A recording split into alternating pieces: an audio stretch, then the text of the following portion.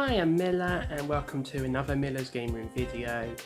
This one is going to be a tier list for every ATLUS RPG that I've played, as well as some rankings of games that I want to play, plan to play, etc. that kind of thing.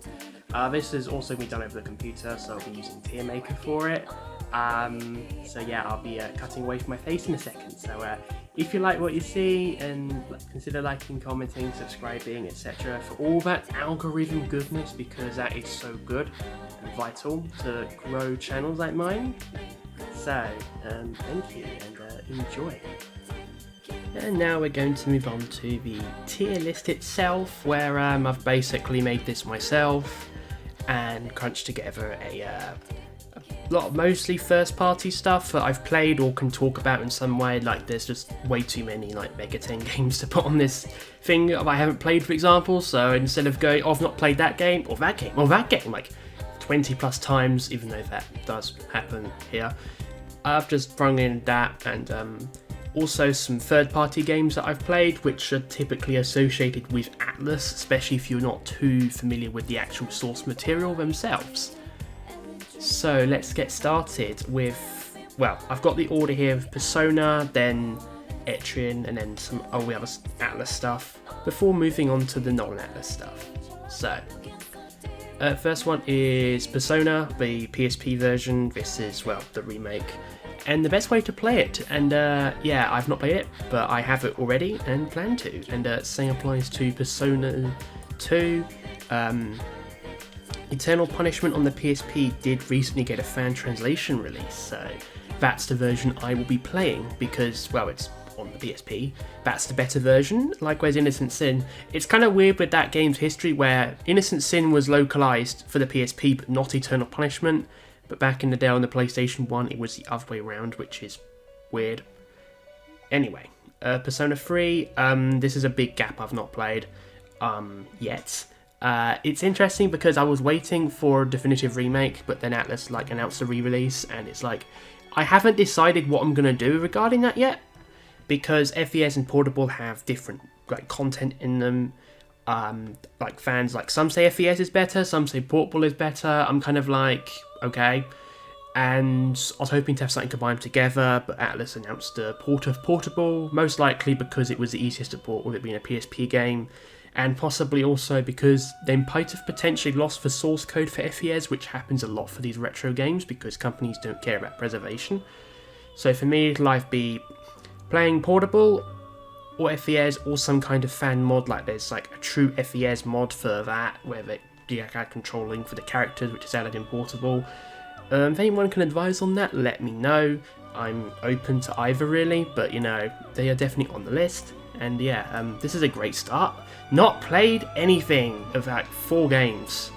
I mean, technically, no, it's just 4 games. Well, technically 3 if you consider Eternal Punishment and Innocent Sin 1 game. Now, Persona 4 Golden, this game is a masterpiece, one of the best of all time, probably was at one point my favourite RPG, but got overtaken by something not by ATLUS, which is for another time. But yeah, essential game, love the characters, love the world, love the bright-hearted vibes. Such an incredible game. I'm thinking of doing a full retrospective on it some point soon, because much like Portable, that is getting a re-release, let me know. Base Persona 5 and Persona 5 Royal. Now I've got these two here because I played Base Persona 5 when it came out. It was great. I loved it. It did have some issues, especially with pacing, which I hear have been fixed in Royal. Persona 5 Base, I think it's going to be a B. It probably would be an A if Royal didn't exist. And I've not played Royal yet, but the fact that there's not only more content but also fixes the flaws with pacing and stuff for me is I'm going to give Royal a go. And I plan to play it, so it's getting released on Switch very soon at the time of recording. It's already been, copies have already leaked out onto, some people have them in their collections already and have put footage outside of Game Journo, so yeah, it's looking forward to that. And from what I hear, they've added some extra enhancements to it, so that's really cool. Now on to some Persona spin-offs now. Dancing All Night, that is a good game.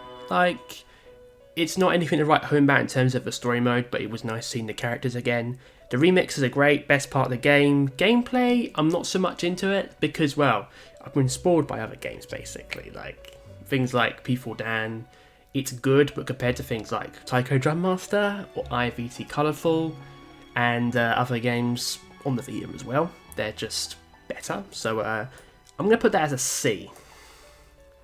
Not played those. Been meaning to import them for the Vita because they're really cheap on the Vita now, and they were basically blatant cash grabs.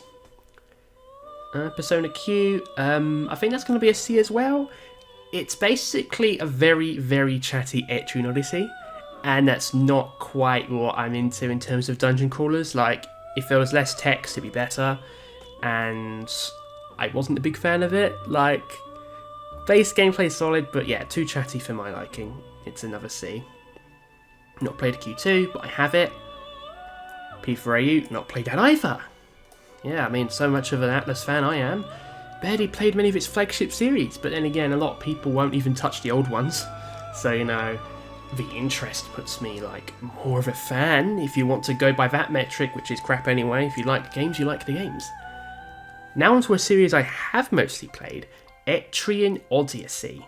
There are, well, 7 games, including one Japan-only title, which I'll get onto. Etrian Odyssey Untold, the first one. This is a fantastic game. It's a remake of the original Etrian Odyssey on the DS, which is not on this list, but this is a fantastic game. I love the atmosphere, love the music. The story mode's great. You can kind of tell it's an experimental story mode because, like, I don't know, it's hard to, like, describe, but it's like you play it and it's like, I can see this is basically Atlus trying something new with the series, and it really pays off. You can also play the classic mode, which is basically the original Etrian Odyssey but 3D. Oh yeah, the 3D effect looks amazing, and it's so relaxing as well. I'd go as far as to call them cozy, and Etrian Odyssey is fantastic for that, especially Untold and even number 2, which I'll get onto in a second. That's an A. To Untold, basically Untold 1, but even better. Story mode's more refined. Characters are better, although I'll always have a soft spot for the first game, because it was like, I think Etrian Odyssey, the first one, was like, not just like my first like Etrian game, but my first like Atlus game in general, because that kind of intrigued me before Persona 4. Because like, oh, I had the 3DS already, I'll just get on there instead of getting a Vita for Persona 4 Golden, which is, yeah, I'm one of those people. Anyway, to Untold, basically even better. Not as for everything I said for Untold, but like, and I've said already, but also like the atmosphere, the seasons, the trees, and it's just great. And the dynamic between Ariana and the protagonist is really cool as well. So, you know, that's, you know, fuck it, I'm putting an S. Etrian Odyssey 3, this game had some nice ideas. This is the oldest Etrian game on this list that hasn't had a remake. This never came out in Europe, so I had to import this. Good luck getting a copy of it nowadays, because it's fucking expensive. It's a good game. It's definitely more of a deeper cut. Like, I wouldn't recommend it as a first Etrian, partly because of the inaccessibility. But I think it's got some of the better classes as well, especially for Sovereign, which you see in later games. So I never finished it, partly because of its dated design, but that's okay. I'm going to put it as a B. Etrian Odyssey 4. That game's great as well, got some nice classes. The open map in this game, where you have the exploration for the overworld in your airship, is what makes this entry stand out. I love it. I think it's great. I am going to put it in a I think. 5. I've not played this one. I do have it, but I've not played it. From what I've heard, it's one of the weaker entries in this series, but does have some new ideas as well, such as the classes, and like, I've listened to some of the music as well. It's closer to like the 4th game instead of the Untold games, but that's not a bad thing. Etrian Mystery Dungeon games now. I have not played these, mainly because from what I've heard, the first game, Etrian Mystery Dungeon, that game has a like difficulty spike near the end, so I'm not sure I'll ever play it. Like, especially if it doesn't have that fix like a remake or something. However, the second Etrian Mystery Dungeon game has not been localised for the 3DS. Apparently it's a better game, and hopefully this means that someday there'll be a fan patch for it, because 3DS fan translations really are starting to take off now, which is really cool to see. And Etrian Odyssey Nexus, This game is basically, let's take so many little bits in the previous games in the Etron series and compile them together and make just lots to deal with, us combine everything together and get the classes, including the Sovereign, and dungeon worlds, including worlds custom made based on Etron 3, which didn't have a 3DS remake. There is a lot of asset recycling in it, but it does make sense for a compilation celebration game. I just love it, and it's really cool. I plan to finish this because I've not finished it, but I'm going to put this as a, I'm going to put it as an A actually. Now on to the Growlancer series. Now this is an obscure series because the oldest Growlancer game was for the original PlayStation. It's this one here. This one never got an official localization, but I do want to play it. Langrisser, the team behind that, ended up making Growlancer. So it's basically a spiritual successor series, which is really cool. But yeah, it's quite obscure. The most last game was a PSP title in the West, and we've heard nothing from it since then, so like a lot of things, it's kind of been lost to time with regards to Atlus. But with the rest of these games here, number 2, The Sense of Justice, that's part of the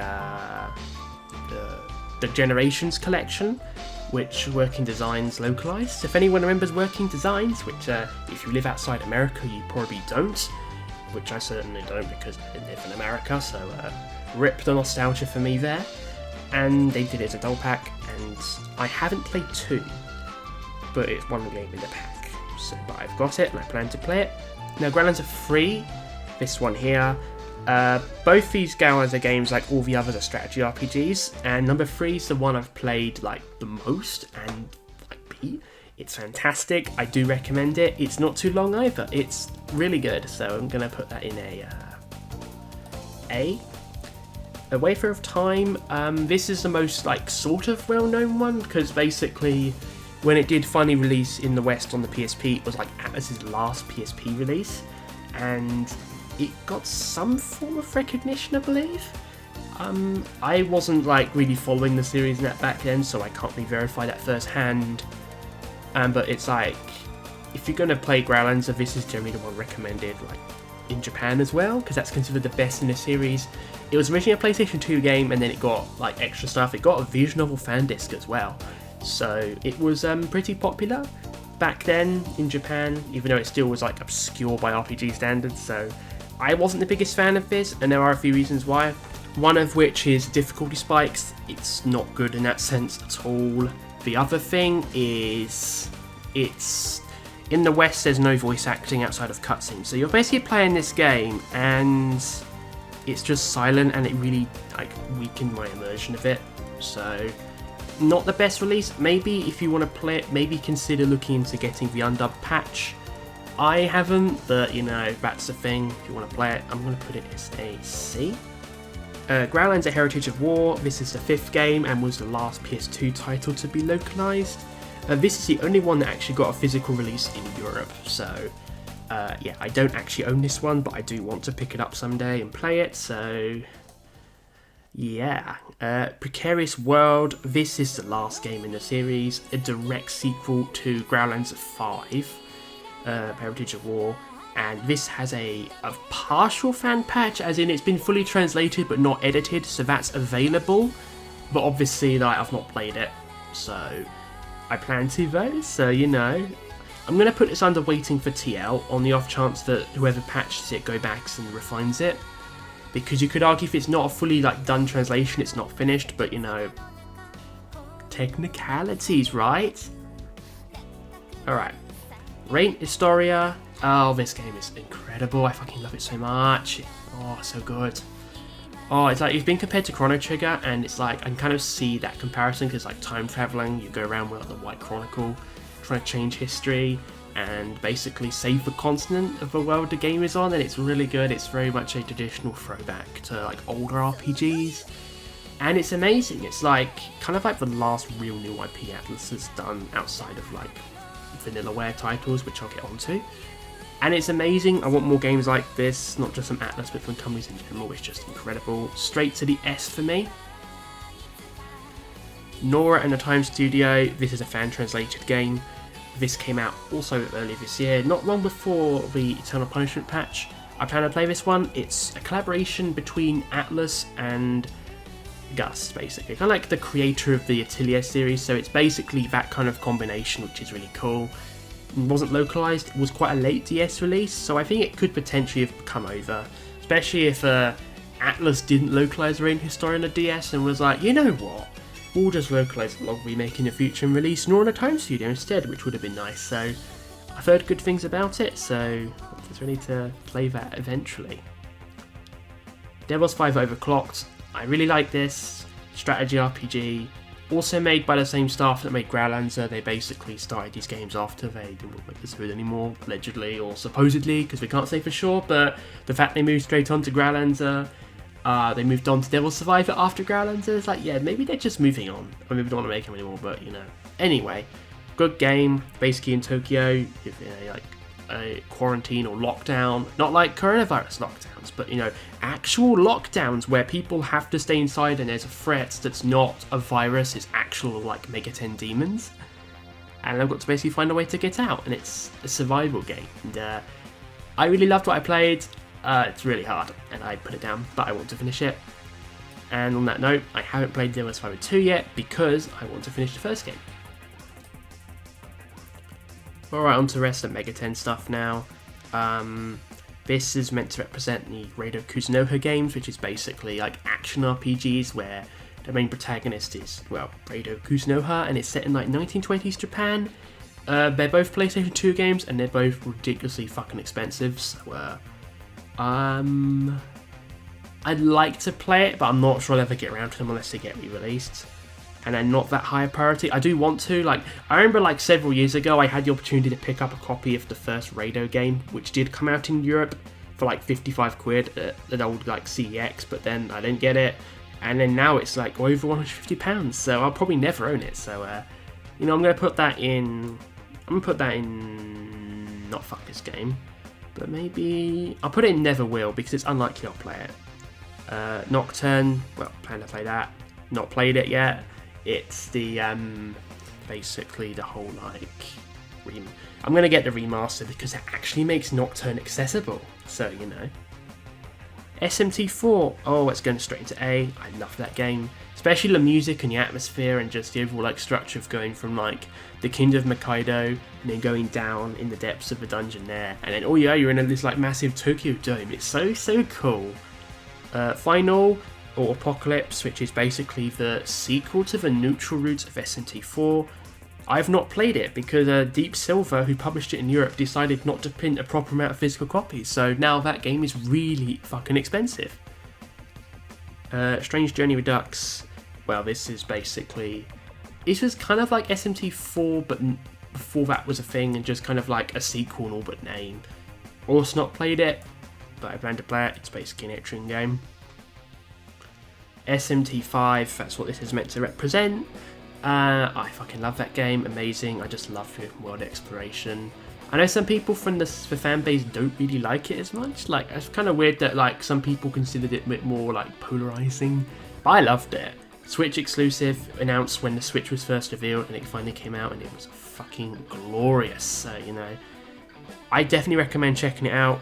I'm hoping it gets ported to other platforms eventually because there are some technical issues with the Switch version. Not because like the game was shoddily like made, apart from it, like it's just a case of the Switch is just like it was pushing the Switch to the limits of the game, and you can notice it sometimes, but technical issues like don't detract from it. It's a fantastic experience, and I've got the soundtrack as well. It's that good. It's amazing. A or S? You know, I think I will put an S actually. Soul Hackers 1 and 2. I played the first one on the 3DS. It's okay, it's very dated. You can tell it's an old game. And it was like originally a Sega Saturn game, and then it was remade for the 3DS, and then it got localized. I'd consider it more of a deeper cut. I wouldn't attempt that one, basically, unless you're really into like old school dungeon crawlers. Soul Hackers 2, not played. I'm not really sure when I'll play this one. Mainly because it had no Switch version and it hasn't done particularly well, partially because of that, but also because of things like the ridiculous DLC. Like, if you want to pay Mara in Soul Hackers 2, you gotta pay like $18, and like, Mate, I love the thought of having a penis in my party, but I'm not paying fucking 20 USD for it or whatever the fuck it costs. Put it in the fucking game. So yeah, I'll probably end up like getting it either when it's really cheap or when the Switch port happens, when that's probably cheaper as well, but you know. As things stand, I'll probably put it in Neverwell because it's not really a priority, even though it's multi-platform, but that's probably going to change. Digital Devil Saga. The interesting one with this is kind of like a two-part series. So you got the first one and the second one, both on the PS2, and I own one of the games, but it's number 2, so I don't have the first one because the second one's a direct sequel. I can't play the game yet, so I'll put that in. I'll put it in plan 2. I don't know if I will though. TMS. I've played a bit of this, about 7 or 8 hours, I think. It's good-ish. Like, I do like the gameplay, but when I stepped away, I was thinking, you know, this game really tries to be a jack of all trades, but ends up being a master of none. Like, as in the jack of all trades being SMT and Fire Emblem, but it doesn't really feel like either. It just feels like idle moe pop with like Fire Emblem guest characters. And because of a lower age rating, it doesn't really push the boundaries as much as it could have done. And I'm not really sure what to make of it. It's definitely not a terrible game. I don't think it's fuck this game territory. And I've only played 7 hours, so I'm going to put this as a C, I think. Alright, now on to the third party stuff, because yeah, I'm putting Vanillaware under third party because Vanillaware is not owned by Atlus, even if Atlus owns the IPs, but yeah, I mean, well actually technically Princess Crown here, which is actually a Sega Saturn game, which got remade for the PSP, but never localized, was actually made by staff that would go on to found Vanillaware, so technically this is an Atlus game, but more closely associated with Vanillaware. Like, why have you never localized this, Atlus? Even the PS4 port of Princess Crown, which was released with 13 Sentinels in Japan, never got localized, and it just feels like such a huge missed opportunity. So I really hope one day we get this game in English in some form, because I really want to play it. Odin Sphere, I've played this game, not finished it, it's good, I really love the vibe. It's good, I definitely recommend it. I'm going to put it in B. Dragon's Crown. Now, this was one I played years ago, but for like 10-15 minutes. It was one of those RPGs I played, and I was like, you know, I'm not really sure I'm vibing with this, but let's just roll with it. And it was like, I didn't play much, so I don't really feel like I can make an opinion on it. So I'm going to put this in plan to play, because I plan to like get another copy, because I sold the copy because I wasn't a big fan of it, but now it's like, yeah, I'm going to try it again and give it a proper chance. 13 Sentinels, this is basically a visual novel RPG hybrid, and I've not played it yet, but like, wanted it on PS4, got tired of waiting, and then it came to Switch.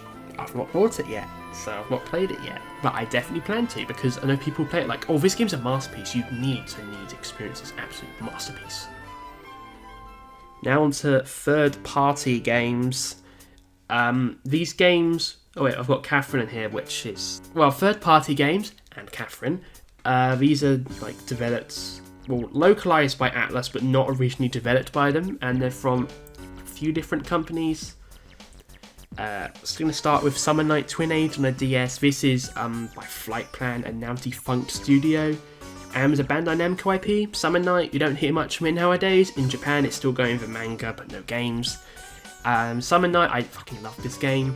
It's really cute, it's really nice having the stylus controls, it's a really quirky little gem, and I can see why they picked it up. Unless the series comes back properly, it's probably the only Summer Night I'll ever play though, and Atlus's localization really helped a lot with the experience, including a little dub they did for Alta and Reha and the other characters, which is really cool. Just like battle groans and stuff, the kind of things you heard in like Falcon's PSP localizations. So that's going to be an A. TS2 TR2, ATLUS visual novel strategy RPG hybrid. This was the first ATLUS game to be localized for Europe, because for some reason the next one didn't come out in Europe, which yeah, I've only played a few hours of this. I just wasn't in the mood to play at the time, so I'm gonna put it so far as a Oh, I liked what I played, but I'm hesitant to like really rank it properly, so I'm going to put it in plan 2. Right, Aquaparza. This isn't really an RPG, it's a fighting game with all the characters from ATLUS's adult visual novels. Because yes, I could probably do a whole video on the source material for some of these sources, because they've got fucking tons of shit in here from like all of which are porn games, I believe. Like, I don't know. I've not played the game because I've never owned a copy, because as I mentioned, it never came out in Europe, not even digitally. So this is kind of like the missing gap in my ATLUS like localization collection. Well, except Zan, but Zan's a piece of fucking shit. Anyway, this is in the plan 2. But yeah, it's been 10 years now. ATLUS, make a sequel, please. Uta Waramono now. Oh, where do I start with these? Amazing. Well, Truth is an S. That's going straight up there because, well, the localization for these games was a passion project by 2, like, or 3, or a small team of, like, 'cause I know some of them don't work anymore, but I know, like, it was a huge passion project and it really paid off. It was just incredible to the point where even you had professional translators who do J2E were actually like, you know, in some ways the English release of Uta Waramono, Deception and Truth, is superior to the Japanese version, which is a huge compliment for localization. So, you know, I definitely recommend both these games. Deception isn't as good. I think it's probably just going to be a B, I think, because it's got a lot of filler. Slice of life filler, including some fan service scenes, and I think the game would have worked better as a 20 to 30 hour game with a lot of that padding cut out rather than a 40 to 50 hour game with it. And I think it could be off-putting if you play as the first Uta, so I'd recommend a different Uta game if you're playing it, which isn't in this list because, well, ATLUS stopped localizing third-party games after the Alliance Alive, which came out not long after Mask of Truth. Because, yeah, that's not here either, because I've not played it yet. And it's kind of debatable whether that qualifies as an ATLUS game, but that's beside the point.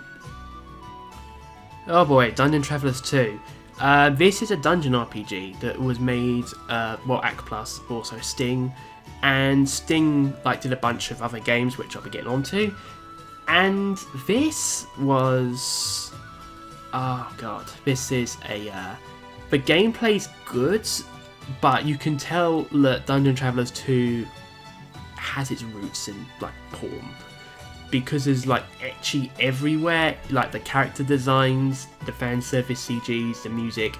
It's not a game I'd play nowadays. Like, I played it back then because I really diehard into the Vita, and it was a dungeon crawler. I was like, oh, I want to play this, it looks amazing. And the gameplay is amazing. Like, the customization's really deep. The actual dungeons are, like, very convoluted but really well designed. I really enjoyed that, but nowadays I'd find the fan service in a game like that way too much. I was even debating to put it on this list because of its content. And yeah, I'm going to put this as a C, because the gameplay is really good, but I don't really feel like I put it higher because then I'd be condoning its content, and the fan service is just way too much. Hexy's Force. Now this is an interesting one. This is one of the Department Heaven games which ATLUS like helped Sting like publish back in the day. This is one of the 2 that I played enough of to feel like I can make an opinion of it, and it's a good game. It's not amazing, but it's still like worth checking out. Gungnir strategy RPG. I've played enough of it to kind of counter some tentative thoughts, but like it's good. I think it like I tried it, but then I stopped playing it because then it got re-released on the Switch in Japan. Not been localized, but if the quality of life improvements in everything that go by, I'd be off just waiting for that release. It will most likely use ATLUS' translation if it ever does come over, but I'm not sure. Like, there was the Yggdra Union and Gloria Union Remastered pack, which came out in Asia, in Chinese. So that's telling me that it's likely the Sting releases that have been ported to the Switch from the PSP will come west eventually. When that will be, I don't know, but it's on the table. So I'm going to put this as a, oh god, probably a, I'll put it here. Like, I've got enough to make a tentative opinion, but I don't really feel comfortable giving it a firm ranking. Catherine Full Body. Oh, for fuck's sakes. Super What Tyson OG Saga Endless Frontier. Now this is an obscure game, but it was actually like made by Monolith Soft, and it's basically kind of like the second game in the like series of characters they made for Namco Cross Capcom, and would later go on for the go part of the Project Cross Zone games. You even get the world of the Endless Frontier from this game appearing in the first Project Cross Zone. So it definitely is one that I want to play. It's really, really fucking expensive. So, like, easily the most expensive DS game I want to add to my collection, which might not happen. It will happen someday, but not now. Conception 2, this is a game by Spike Chunsoft, and it's a experience. Interesting dungeon crawling mechanics, kind of similar to Dungeon Travelers 2 actually, in the sense of interesting dungeon crawling, but with some like fan service. Like with dungeon RPGs, it's quite easy to make fan service games in that genre because of the low budget and the limited appeal that has. But this one is much more scaled back, a bit more like innuendo, and just more like, instead of gross, it's more just what the fuck, which isn't gross, it's just weird. And it goes really cheap on Steam nowadays because Spike Chunsoft ported it to Steam themselves with Japanese audio. So if you want to play it, get it on Steam. I'm gonna put it as a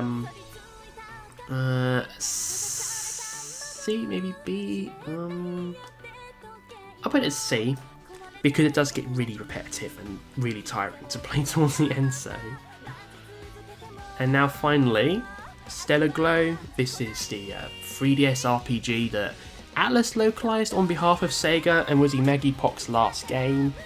This is overall a really good game, quite simple in its gameplay, but the characters and the charm really make up for it mostly. And there is like a fan service scene which I played, which if it wasn't for that fan service like peeping Tom scene in the middle of the game, this would be S tier. Like, that's how much that disappointed me.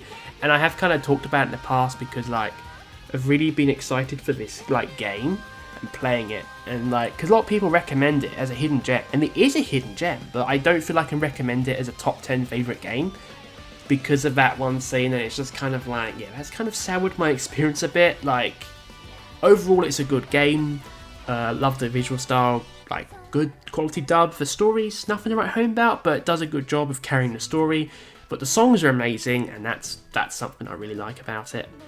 It's going to be a B, not an S, maybe not an A, but definitely a solid B. So, I think that is going to finish my little list actually. This is my list as of, well, October, November, whenever I upload this, 2022. I hope that I can play more of these games in the Plan To section soon, and that the games that I've put in waiting for TL get released soon.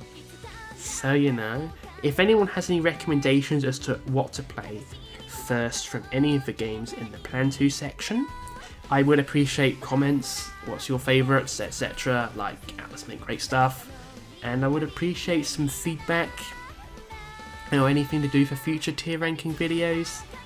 Thank you very much for listening to this video today, and this long ramble about ATLUS games.